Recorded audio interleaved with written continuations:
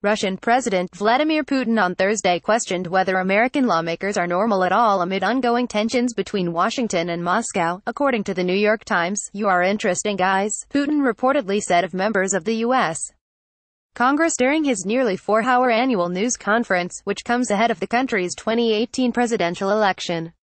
Putin is largely considered a shoo-in for re-election, according to the newspaper. Putin went on to say during his speech that U.S. lawmakers were intelligent, sharply dressed and good-looking, but were placing us on the same shelf with North Korea and Iran while simultaneously pushing Trump towards solving the North Korean and Iran nuclear problems through joint efforts with us. Are you normal at all? Congress has leveled repeated sanctions against Moscow since the Russian annexation of Crimea in 2014. In August 2017, President Donald John Trump House Democrat slams Donald Trump Jr.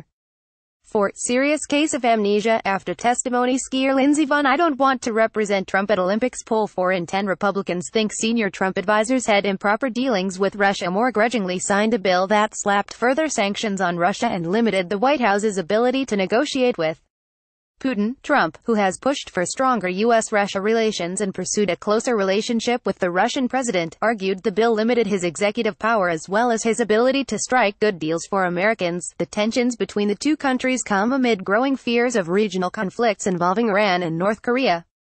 Russia has been steadfast in its condemnation of North Korean nuclear aggression, and has consistently urged diplomatic negotiations between U.S. allies and North Korea while discouraging U.S.